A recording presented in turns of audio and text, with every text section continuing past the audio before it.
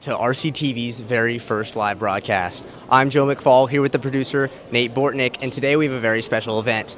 Today we are holding live interview questions for our principal candidates. So we have a panel of Stuco and NHS members, and they will personally be asking questions prepared by the student body, questions to our candidate live. Today we have Mark Moneypenny, and he is our very first principal candidate. So let's get a bit of an introduction for him.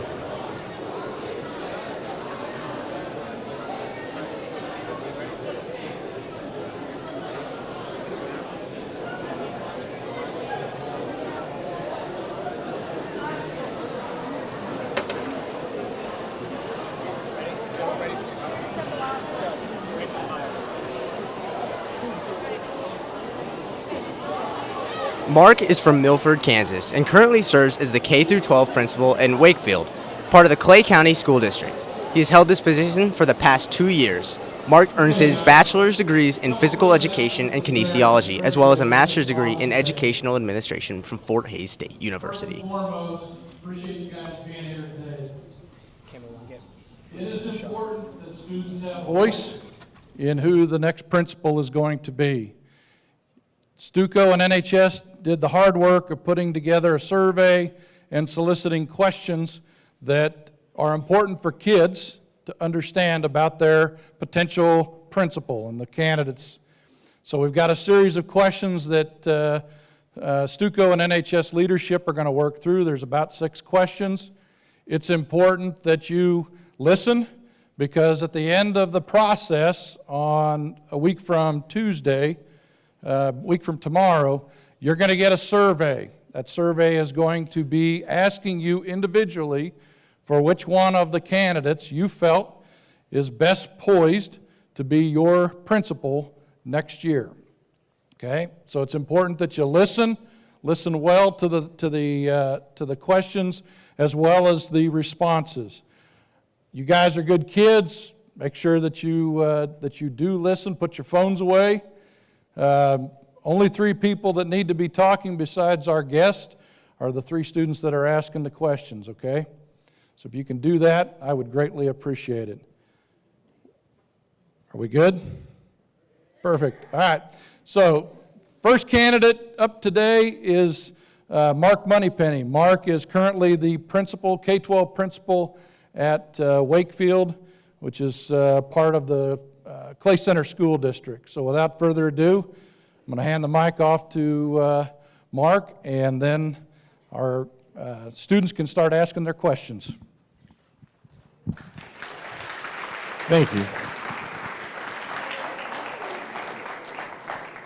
That's really bright. How we doing? Good. Really, boy, you guys aren't in class right now. How you guys doing? There we go. You guys ready? Whenever you're ready. How will you support teachers so that they can support the students better? Number one, being visible in the school, going actually into the classrooms, not just holding up yourself in an office. The one place not to find me currently is in my office, as I'm usually not there until school gets out about 3:20. I'm usually not in my office till around 3:45, 4 o'clock. Usually I'm in the classrooms, in the hallways, lunch, talking to the teachers. Talking to the students. I'm around every passing period. If there's games, if there's practices, I'm usually, I'm a former basketball player. I mean, you can tell I might have played basketball before in my life, so kind of tall. So I always love my gym rat, so I was always hanging out in the gyms. I love getting out into the music rooms, debate, and all the activities, just to kind of feel what's going on in the school.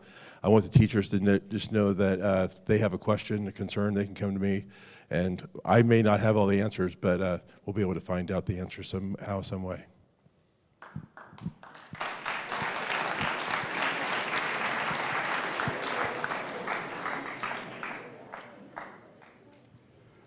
What personal commitments are you willing to make to students at Rock Creek that go beyond your written job description as acting principal? There's the acting job. The job is like, the school and the kids. You guys are the reason we're here. And if you guys aren't here, then obviously we don't have jobs. The part I usually hate the most is summer. I mean, it sounds kind of weird. Summer is usually when you're in the hallways, there's nobody here. It just kind of gets empty and it gets boring. But the first day of school and the last day of school, I mean, every time in between then, it's the fun times. I just want to, I go to just about every sporting event as much as you can possibly do. Every event around the school, I try to be involved as much. I actually sit down in the classrooms if they're having some sort of activity. I've actually been known to lose a lot in some math activity games they're having in their classrooms, or they're having some sort of trivia or whatever. I'm big on the trivia, so I'll be in the classrooms just trying to, just be part of the classroom, to be able to figure out what's going on in the classroom. As far as students ever need anything, it's usually, that's not just it's my job, but it's also one of those things that it's kind of one of the expectations.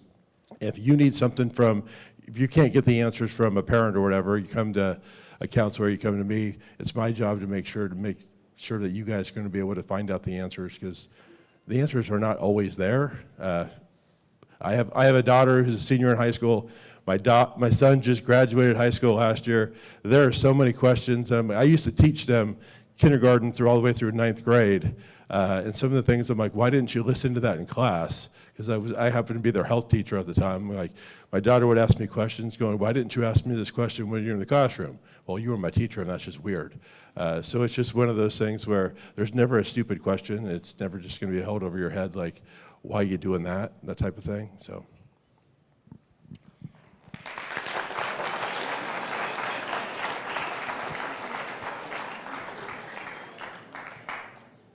Describe a time you had to make a difficult decision that was unpopular with staff or parents.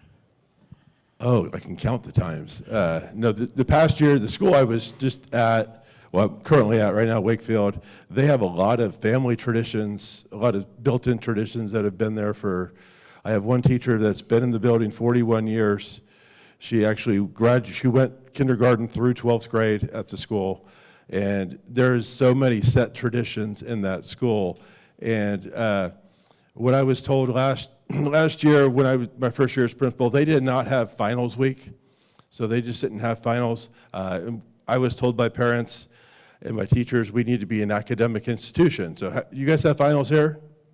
Of course, that's what I was trying to tell them. Most high schools have finals. So this year, they have this Christmas meal at the very end of the semester, and that basically they cooked basically from Monday, and then on Thursday they would have it. So there's a whole bunch of people not in class. Well, we took a vote, we came together as a team when we were actually going to have it. Well, that was not a popular thing, because it did not go by what their tradition was, and we were going to have finals that week. The way we worked around it with the teachers was, number one, you need to give a final. Why do we have finals, and why do students have finals? And basically, it came down to accountability of the students and of the teachers. Is how many of you, how can teachers assess what you learned from the very beginning of the semester to the end of the semester? Usually by taking a test, which is one of those things where doing some sort of project. They didn't have any of that, so me trying to be able to get that into place was an ongoing thing. I think I'm still kind of hearing about it because we're going to be having finals come at the end of the semester here, and they did not have finals at the very end of the year. So I've already had students come up to me and go, what is finals going to look like? So just trying to work out with them has just been quite an experience.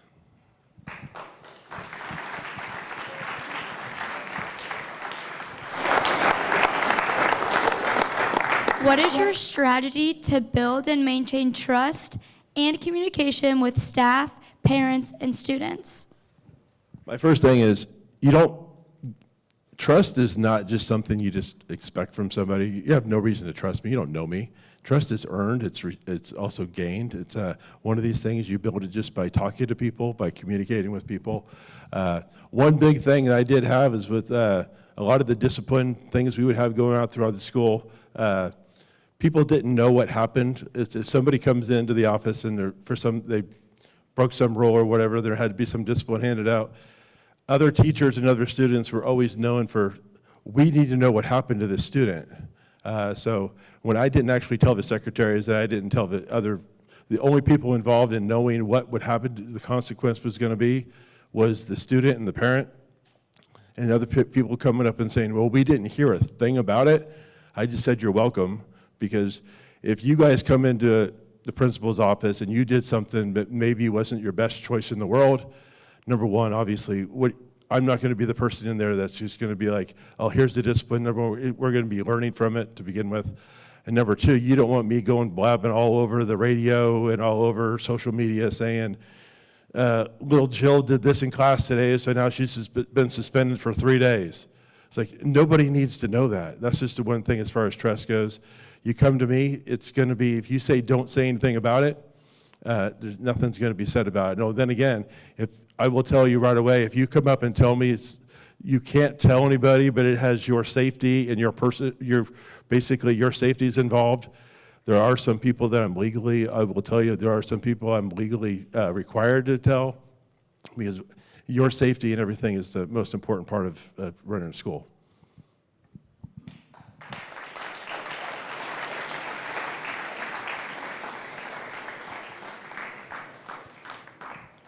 Who is a celebrity that you think is a good leader?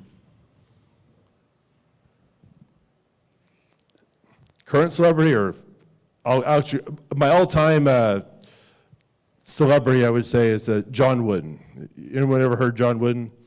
UCLA basketball coach. He won he won all these national championships. He is a person that I just kind of always looked up on as far as a person who's going to be always trying to stand up for what you believe in, but also having to know that other people have beliefs too. And just because your beliefs are different from somebody else's beliefs doesn't make you wrong, it doesn't make them wrong. Sometimes you just have to walk into a room and go, we're going to agree to disagree today.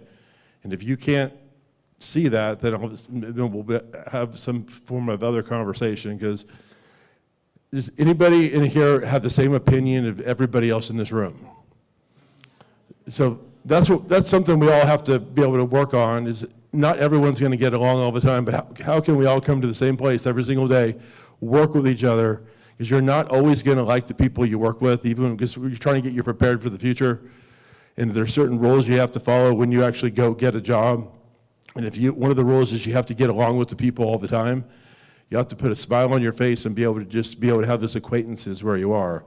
Now, my job here is to make sure that you guys can do what you're supposed to do. And what John Wooden always said, as far as was, how many of you guys believe practice makes perfect? I used to think that until I was told perfect practice makes perfect. So you can't just go out and just start going through the motions all the time, go in for a 3-hour practice and say, I put 500 shots up in the basketball game today, or in the gym today, but I only made one. But it's like, how did you actually practice what you're supposed to do the way you're supposed to do it every single day? That is kind of the reason I go for him. The other current celebrities, I'm just not even going to go there, because there's just too many political people out there these days that always have their own political agendas, and I'm not the person who's going to play politics.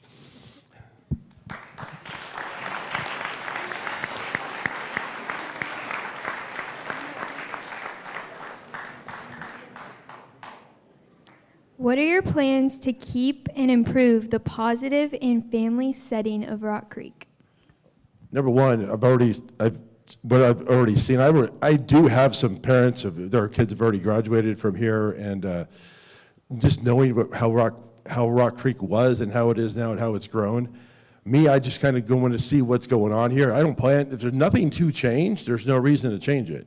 You just kind of want to be able to listen to the students. Number one, the students, you're going to listen to the teachers, you're going to listen to the community. What is best for the school? Just because I have a vision in mind, if my vision doesn't have the same vision lined up with the school is, then I got to get my mind on track with what's best for the school. Because if, right now, what I see of Rock Creek, as far as out there, as far as the other school districts I've been a part of, I was part of USD 475 for 26 years, which was a really long time. I've only been at Wakefield for 2 years. The culture between Junction City High School, 2,000 kids, and being here, there's hands down, this is a much better environment to be in. All I know is when the culture at Junction City was, you could basically do anything you want, because no policies were ever going to be enforced. Students can do what they want. Teachers could do what they want. There has to be some rules, but also it has to be student-led. Students have a voice. If you come up with a voice and you want to express it, there has to be an open forum where we have to let you guys know that if you say something, it actually it's going to mean something. Now, sometimes the answer might be no. Sometimes you just have to just like, hey, we hear you, but right now the answer is no, but we might be able to work towards the future to be able to work something out.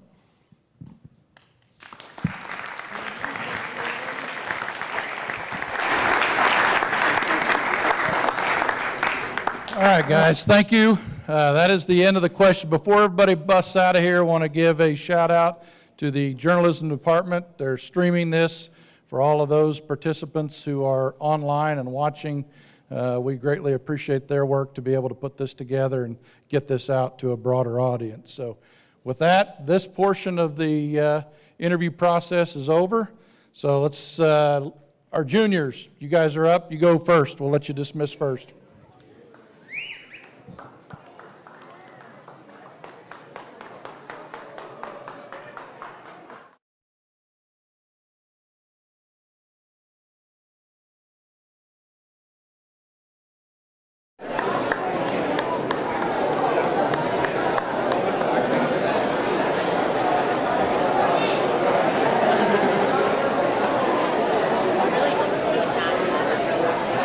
All right, so that wraps up our first ever live candidate interview. I think it went great. We had a great time, great questions. Thank you just to everybody involved. We want to thank Spiegel for allowing us this opportunity. We want to thank Mark Moneypenny for just answering the questions and being willing to do something that's not traditional in an interview, as well as a big thanks to Stuco, NHS, and the broadcast team. All together, this has come out to be a great event, and it wouldn't be possible without them.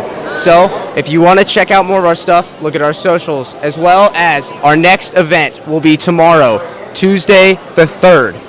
We're going to do this again with a new candidate, same questions, and we're going to see how it goes, and we'll overall get to see kind of what our future principal could look like. So thank you guys for watching. Signing off. Have a good night.